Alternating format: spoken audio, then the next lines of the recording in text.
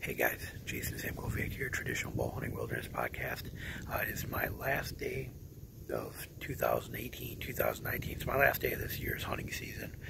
I'm in Indiana right now. Never been here before, but I'm going to talk about using the terrain, taking advantage of how the deer are going to use the terrain, and it's a perfect example for that, for this tip from the tree stands.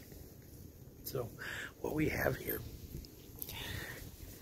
is there's a cornfield right there. It's about 250 yards from me, that cornfield, and it's one of the only cornfields around that's still standing. You can see how open it is over here on this side of it. So they're trying to get there from this section of woods. They got to cover a lot of open ground. From there, they got to cover a lot of open ground. See this draw right in here, this nasty thick draw? There's like 5 good trails that go right through that, and it's going to give them good cover to get right to that cornfield. Then what we have is we have this huge valley, which you can see is real thick and nasty behind me. It's got a hillside here, drops into this valley, which is like 8-foot tall grasses. It's pretty tall in there. And then you have that hill there that runs around on that side, on the other side of the valley. And then there's that draw that runs right down into here. Now on the other side of these trees on that woods is very open over there. That's a pretty open hillside. It's I don't know if it's because the sun hits it so much, but it doesn't have a lot of grasses on it. It's pretty calm out over there. So what we have is we have deer that are going to be bedded. The wind is going this way. So deer are going to be bedded on that hillside right there, or they'll be bedded somewhere down in here. They'll be bedded on that hillside or somewhere down in here, right on the top, right on the crust of it, whatever. But somewhere between that hill, along there, and in here is where they're going to be bedded at. Could be way down there, I don't know. All I do know, sorry you're hearing an airplane in the background. There's an airport not too far from here, and he's plane taking off. But this little mound that I'm on, you can see these trails that run through here. There's 3 of them that run right through here, and they break right off this hillside. I mean, they're like almost man-sized trails that go down into that stuff through here, but all of them kind of converge to this point. They come up, you can see it coming by that dead tree over there and working that one that works its way up. You can see that one comes up and hits there and comes up this little cut here. There's like six or 7 different trails from this bedding area out here that converge to here to try to get to that cornfield. Why? Because of that draw right there, that super thick, heavy cover that will allow them to get into there with staying in cover the whole time.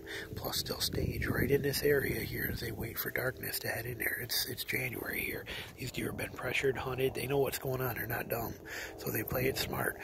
So being here, like I said, any deer that are bedding anywhere in here are going to try to somehow come by this point right here where I am. And if they do that, to head into there, I have shooting to be able to make that happen.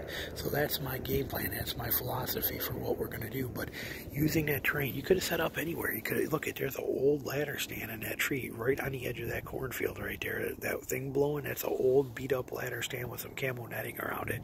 I don't think anybody's still hunting it.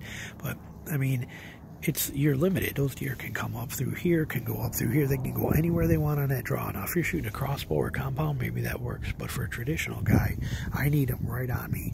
The right on me is going to be somewhere between here and in this zone right here where I think the best odds are going to be. So it just goes to show you, using the terrain. I don't know where they're bedding at exactly. I don't have the time because I don't live here, and I'm only here for 3 days. I don't have the time to figure out where they're bedding.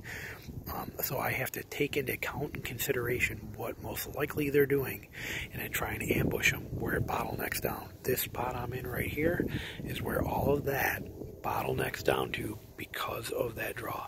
So use the terrain features. I found this on a map. I'd never been here before, never stepped foot in it, didn't need to. I could find this stuff with that draw. That cornfield, all I had to do was verify there was still corn in that field, and there is. Once I saw that, I knew the draw was here. I knew this point was here. I knew that this was all here. I knew everything that was here, and I knew the wind direction. So it was not a hard process to put all this together and find this perfect spot. I basically walked directly into it. So there you go. Little tip for a tree stand for you on using that terrain features and finding that stuff and make it work for you. I'm trying to narrow down all of this activity right to where I want them to come. So thanks for watching. Talk to you soon. Bye.